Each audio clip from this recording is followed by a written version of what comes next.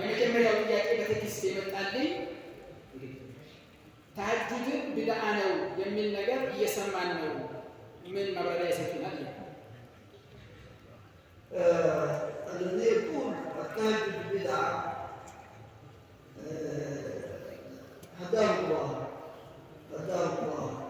فأجمع المسلمين من زمن النبي صلى الله عليه وسلم إلى اليوم أنهم يصلون صلاة التراويح، وصلاة التراويح وصلاة التهجد شيء واحد هو قيام الليل. أنا شفت بكلامي أساسا التفريق بين التهجد والتراويح جاء متأخرا بسبب الضعف، وهو قيام الليل، داخل في قيام الليل في عموم قوله تعالى قم الليل إلا قليلا. أهم ما نستدل به هو القرآن. ماذا يقول القرآن؟ ليس من رمضان فقط، قم الليل إلا قليلا، نصفه وانقصه أو زد عليه القرآن ترتيبا.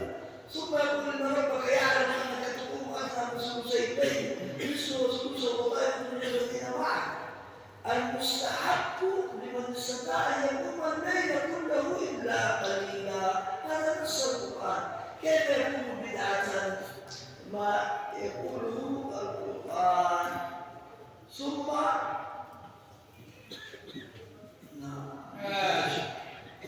ተሐጁድ ቢድዓ ነው የሚሉ ሰዎች ያው መጀመሪያ እሱን አላህ ያስተካክላቸው፣ ትክክለኛውን መንገድ ያቀናቸው። ተሐጁድ ቢድዓ ነው አንልም። ቁርአን ነስ ያስቀመጠው ነው በግልጽ ማለት ነው። በማያሻማ መልክ በማያሻማ ቃል ነው ያስቀመጠው። ይህም ቁም ሌይለ ኢላ ቀሊላ፣ ረመዳን እንኳን ይቅርና በአዘቦት እንኳን ቀናቶች ተሐጁድ እንዲሰግዱ ሌይል የሚለው ቃል ያካትተዋል። ይህ ደግሞ ድሮም ጀምሮ ያለ ነገር ነው። እኛ ሀገር ያው በአፋችን የተነሳ በዚህ መልክ ሰግደው ነበር እንጂ ተሐጁድም እንበለው ተራዊህም ሌይልም እንበለው ያው ወጥ ነው። ቁርአኑ በግልጽ ያስቀመጠው ነገር ስለሆነ ምንም ያሻማ ነገር የለውም። በዚህ ቁርአን የተጠቀሰ ነገር ነው። ቢድዓ ነው አንልም። ተሐጁድ መሰገድ ቢድዓ የለም ይቻላል። ያው ቁርአን በግልጽ ያስቀመጠው ነው አይደለም። በረመዳን ሌሎችም በአዘቦት ወራቶችም ቀናቶችም ያሉ وأما حديث عائشة أن النبي صلى الله عليه وسلم كان لا يزيد على 11 ركعة، هي نفسها وسط بينت وقالت يصلي 4 فلا تسأل عن حسنهن وطولهن، ثم يصلي 4 فلا تسأل عن حسنهن وطولهن. نحن الذين يقولون لا يجوز الزيادة على 11 كما ذهب إليه شيخنا الألباني، هذا الشيخ الألباني في هذه المسألة شيخنا أخطأ في هذه المسألة، لأن حكى على أهل العلم الإجماع على جواز الزيادة على 11، فيكون هذا من شذوذ الألباني. يجوز كله يؤخذ من قوله ويرد، يجوز الزيادة على 11 بدليل هذه الآية وبأدلة أخرى. وأما قول النبي صلى الله عليه وسلم 11 هي بينت أنه يزيد في الكيفية.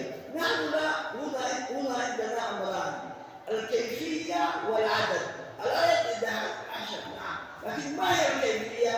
الكيفية يصلي بجزء واحد، يصلي 10 آية فقط، أو يصلي بالمئين.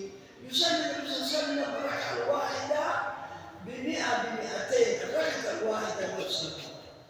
فلو كنا نصلي بصلاة النبي صلى الله عليه وسلم بالمئين لا نزيد على 11، لأننا لو كنا نزيد على 11 ونبدأ سيستغرق نصف الليل، سيستغرق 5 ساعات 6 ساعات، ولا نجد وقتا إلا 11. لكن نتقيد بالعدد فقط 11 ولا نتقيد بالوصف والكيفية، فهنا مخالفة. إما إذا أردنا أن نتقيد بالكيفية بالعدد الذي هو 11 فلا بد أن نتقيد أيضا بالكيفية، هو التطويل، أن يصلي بالتطويل أي بالسور طويلة والآيات الطويلة ويقرأ في الركعة الواحدة بالمئين. እናታችን አይሻ ያወሩት ሐዲትን ስናይ ነብዩ አለይሂ ሰላቱ ወሰላም ከ11 ረካዓ በላይ አልሰገዱም ረመዳን ላይ ይሁን ሌላ ጊዜ ያሉት ትክክል ነው። ነብዩ አለይሂ ሰላቱ ወሰላም ከ11 አልጨመሩም። ግን ከ11 በላይ መስገድ አይቻልም ማለት አይደለም። አንደኛ ቁርአኑ ራሱ የሚለው ቁሚል ለይል ምሽቱን ስገድ ነው የሚለው፣ ገደብ አላስቀመጠም። ሌሎችንም ማስረጃዎች አሉን። የነብዩን አለይሂ ሰላቱ ወሰላም 11 ብለን ግን ያንን ሙጭኝ ብንል ግን አያስኬድም። ምክንያቱም አንዱን ኪሎ አንዱን አንጠልጥሎ ይሆንብናል። ነብዩ አለይሂ ሰላቱ ወሰላም 11 የሰገዱት እኛ በምንሰግደው ያህል በአንድ ጁዝ ወይም በ10 የሆኑ አያዎች አይደለም። በመቶዎች የሚቆጠሩ አያዎችን ቁርአን አንቀጾችን ያነባል። እንደ ነብዩ ብንሰግድ አይደለም እኛ አሁን የምንሰግደውን ያህል ግማሽ እንኳን ምሽቱን ያህል ይዝብናል። በዛ መልክ ከሆነ እሰየው፣ እኛም ከዛ በላይ መስገድ እንችላለን። ግን ያንን ስለማንችል ረዘም አድርገን ማረካዎችን ጨምረን እንሰግዳለን። ከዛ ግን በከይፍያው ሳይሆን እኛም ከሚያውን በአይነቱ ነብዩን ወይ በአይነቱ ካልተመሳሰለ ወይ ረካ አብዝተን ሰፋ አድርገን ካልሰገድን የማያስኬድ ነገር ነው። ስለዚህ ከዚህ አኳያ ከ11 በላይ መሰገድ የለበትም ያሉት ኢማሙል አልባኒ ናቸው።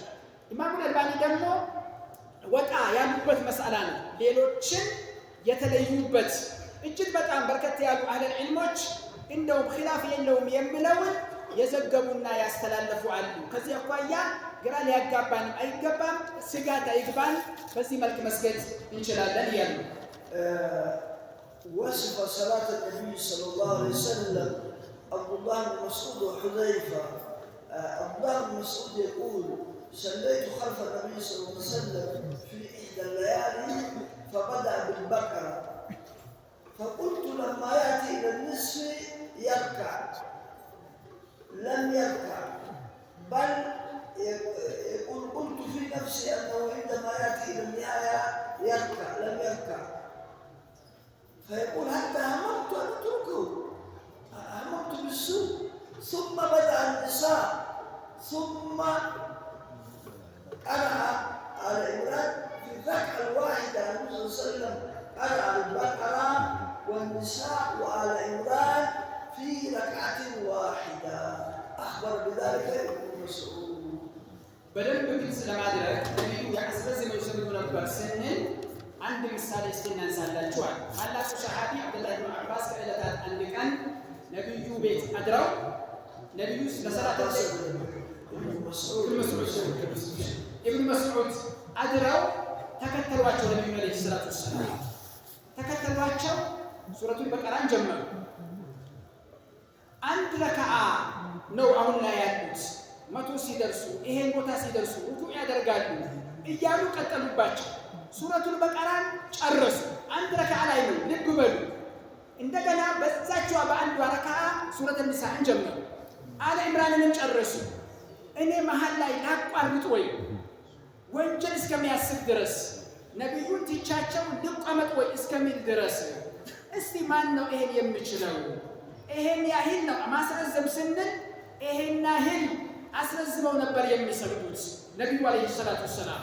እና ከዚህ አኳያ ነብዩ አስረዝመው ይሰግዱ ስለነበረ ጊዜው የበቃቸው ከዚህ በላይ እስከቱን ካቢሉ ከ11 በላይ በዚህ መልክ ነው መረዳት ያለብን ያሉ። ثم النبي صلى الله عليه وسلم عندما سئل هو على المنبر كيف صلاة الليل، عندما سئل أجاب بما يجيز الزيادة، قال: صلاة الليل مثنى مثنى، ثم إذا خشي أحدكم الصبح فليوتر. هنا بين المصلي ركعتين بدون أن يحدد، ثم قال: إذا خاف الفجر يوتر، ولم يحدد بأي عدد، ولا يجوز تأخير البيان أو وقت الحاجة. فهذا الذي عند السؤال أولى أن نأخذ به من فعله صلى الله عليه وسلم. لو قلنا إن بين فعله وقوله تعالى فهنا هذا القول لأنه جاء جوابا للسؤال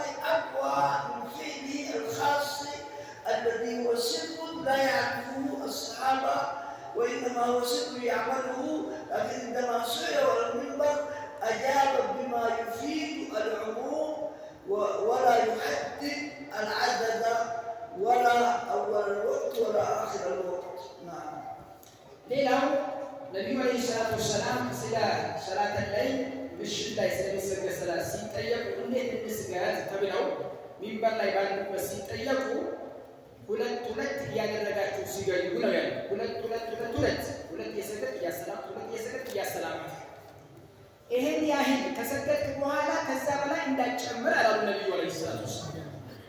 ያንን ደግሞ ነቢዩ ዓለይሂ ሰላቱ ወሰላም የሚያሻማ ቢሆን ከዚህ በላይ መስገድ አይቻልም የሚል ቢኖር ኖሮ ከዛ ቀን አያሳልፉም ነበር ነቢዩ ዓለይሂ ሰላቱ ወሰላም ግዴታቸው ስለሆነ። ምናልባት ጥያቄ ሊመጣ ይችላል። ነቢዩ ያንን ንግግራቸውን በተግባር በ11 አቁመውታል ወይም ገልጸውታል ሊል ይችላል አንድ ሰው። አይ ያን የነቢዩ ስራ ሁሉ ሰው አያየው፣ ማታ ላይ ነው የሚሰሩት፣ ቤተሰቦቻቸው ነው የሚመለከቱት። ይህ ግን ጥያቄው ለመላው ማህበረሰብ ነው፣ ለሁሉ ሰው ነው፣ ሰው ባለበት ነው የተናገሩት። ስለዚህ ቅድሚያ የምንሰጠው ለተናገሩት ነው። የተናገሩት ገደብ የለውም፣ ስራቸው ገደብ አለው። ስለዚህ ከዚህ አኳያ ሲታይ እኛ አሁን ገደብ የሌለውን ሰውዬ ሁለት ይስገድና በቃን ሲል አንድ ነጠላ ይጨምርና ውትር ይሆንለታል። በዚህ መልክ ነው መረዳት ያለበት። መጀመሪያም ጀመረ፣ መጨረሻም ጀመረ፣ መሀል ላይም ጀመረ።